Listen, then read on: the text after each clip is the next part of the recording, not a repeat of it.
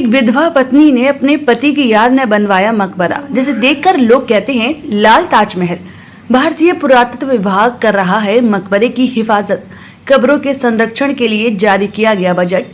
जानिए आगरा की RC cemetery की पूरी कहानी। आगरा का ताजमहल विश्व प्रसिद्ध है। कहा जाता है कि मुगल शासक शाहजहां ने अपनी बेगम मुमताज की याद में ताजमहल का निर्माण करवाया था। लेकिन इस खबर के जरिए हम आपको बताने जा रहे हैं एक ऐसे मकबरे की कहानी जिसे एक पत्नी ने अपने पति की याद में बनवाया था। देखने में तो ये मकबरा ताजमहल की नकल लगता है। देखने वाले इसे लाल ताजमहल कहते हैं। भगवान टॉकी चौराहा महात्मा गांधी मार्ग के नजदीक बनी इस ऐतिहासिक मकबरे की आरसी सेमेट्री के नाम से जाना जाता है।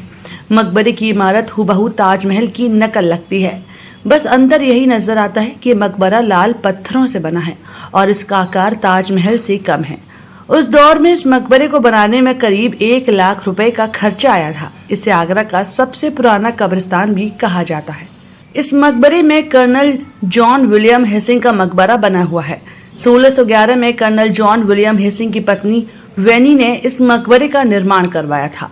अकबर के पीरियड में रोमन और कैथोलिक चर्च और ग्रेव बनाने के लिए दान किया गया था। अलग अलग देश के क्रिश्चियन लोगों की कब्र यहाँ बनी हुई है। भारतीय पुरातत्व सर्वेक्षण विभाग के अधीक्षण पुरातत्वविद ने बताया कि आरसी सेमेट्री में सबसे पहली ग्रेव कर्नल जॉन हेसिंग की 1611 में बनी थी। कर्नल जॉन हेसिंग की कब्र ताजमहल के निर्माण के काफी बाद बनी है। उसका आर्किटेक्चर कुछ लोग ऐसा मानते हैं जिसे देखने में लगता भी है कि वह ताजमहल के आर्किटेक्चर से प्रेरित है। कैथोलिक चर्च में बनी पुरानी कब्रों का संरक्षण करने के लिए योजना तैयार की गई। कई जगहों पर घास उग गई है, कब्रों से प्लास्टर उखड़ गए हैं। चुनी गई कुछ कब्रों की मरम्मत की जाएगी। इसके लिए बजट पास हो चुका है। बड़ी कब्रों को संरक्षित करने के लिए बीम, कॉलम और पिलर का निर्माण भी किया जाएगा। देखिए, जिस मकबरे की आप बात कर रहे हैं वो एक सेंट्रली प्रोटेक्टेड मोनूमेंट है, जिसको हम लोग आरसी सेमेट्री के नाम से जानते हैं।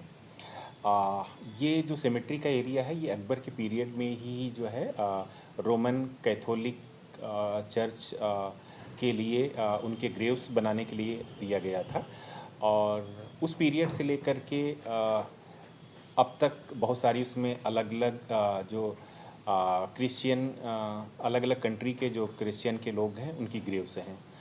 हिस्टोरिकल भी हैं। जो सबसे पहले उसमें ग्रेव बनी है वो 1611 में बनी है जहांगीर के पीरियड में।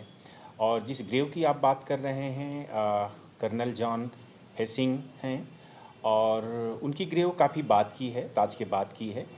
उसका आर्किटेक्चर कुछ लोग ऐसा मानते हैं, देखने में ऐसा लगता भी है कि वो ताजमहल के आर्किटेक्चर से प्रेरित है।